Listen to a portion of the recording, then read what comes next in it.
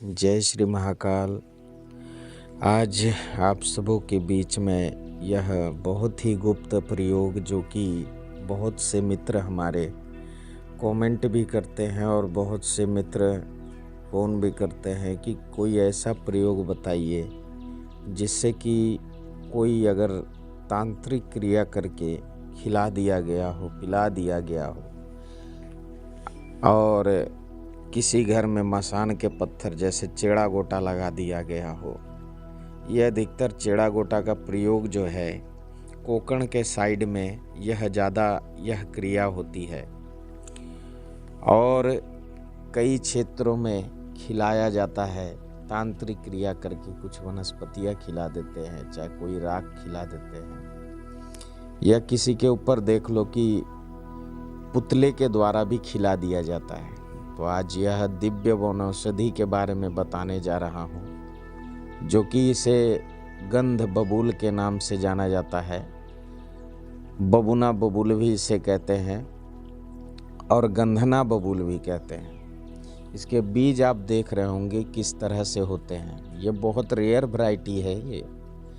ये थोड़ा रेयर होता है क्योंकि इसके बीज थोड़े अलग दिखते होंगे। ये देख सकते हैं इसके पेड़ में कांटे भी होते हैं और पत्तों को मसलने से गंध, बहुत ही बदबूदार गंध आता है।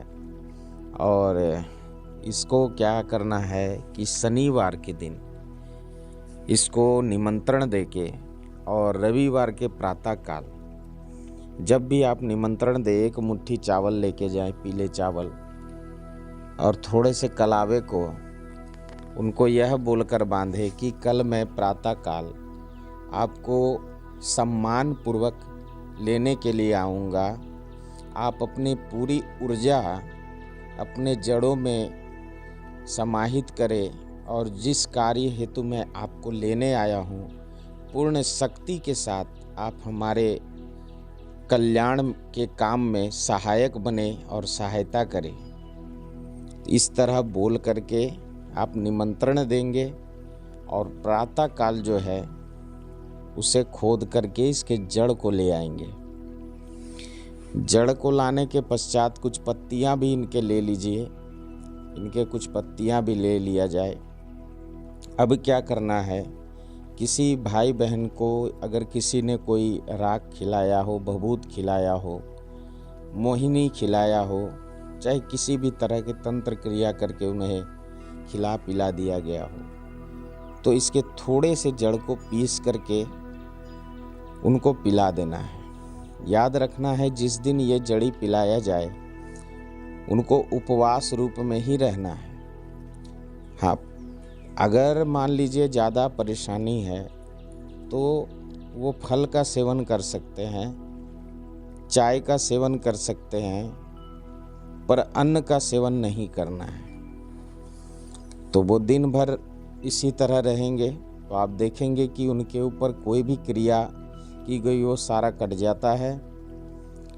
और दूसरा, किसी के ऊपर प्रेत बाधा हो, भूत बाधा लगी हो, तो इसके छोटे से जड़ को चांदी के जो गंडे होते उसमें अगर ये भर करके धारण करवा देते हैं तो उनके ऊपर जो भी कुछ होगा वो तख्त क्षण छोड़ करके उससे भाग जाता है।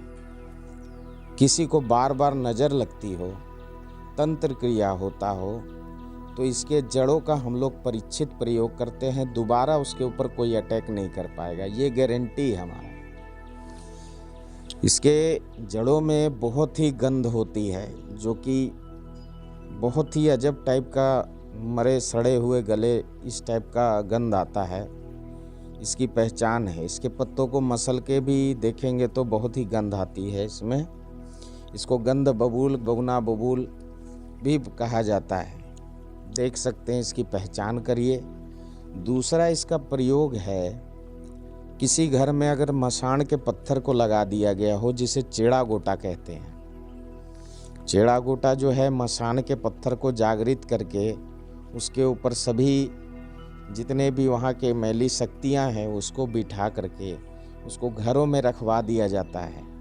आप खोजते रह जाओगे, वो पत्थर आप पहचान ही नहीं पाओगे कि कौन सा चेड़ा है, कौन सा गोटा है। और वो आपके घर को तबाह करना शुरू कर देगा। एक एक करके व्यक्तियों के ऊपर हावी हो जाता है।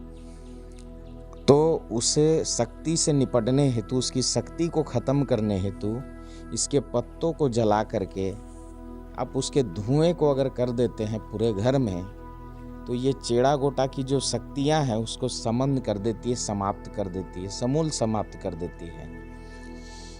और किसी के ऊपर अगर प्रेत होगी तो वो चीखने चिल्लाने लगेगा और वो भाग जाता है, जलकर खाक भी हो जाता है अगर इसके जड़ी को पिला दिया जाए। तो इसका बहुत ऐसे तंत्र में क्रियाएं प्रयोग होते हैं। और बच्चों जिन बच्चों को नज़र बार बार लगती है, अगर इसको पहना दिया गया तो उनको नज़र तो दूर की बात है, नज़र उसके सामने कोई भी तांत्रिक जो कि बुरी शक्तियों वाला होगा वो खड़ा ही नहीं हो पाएगा। इसके पत्तों का हम लोग उपयोग करते हैं चर्म रोगों में भी। इसके पत्तों को अगर पीस के लगाते हैं तो ये चर्म रोगों का भी नाशक है।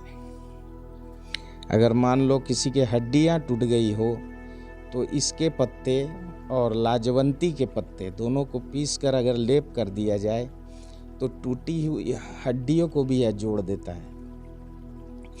तो यह बहुत ही बहुमूल्य वनौषधि है जो आपको मैं दर्शन करा रहा हूँ। अगर आपके क्षेत्र में ये मिलते हों तो इसका उपयोग आप करेंगे, क्योंकि बहुत से भाइयों का फ़ोन आया कि खिलाया पिलाया हेतु कोई दिव्य वनौषधि बताएं जो कि हमेशा के लिए वो जड़ से ख़त्म हो जाए। या चिड़ा गोटा लगा दिया गया हो या पुतले का तंत्र किया हो, उसे समाप्त करने हेतु यह रामबाण औषधि है। आप इसकी पहचान कर लीजिए और इसके औषधीय गुण भी मैं बताया हूँ, इसका आप उपयोग कर सकते हैं।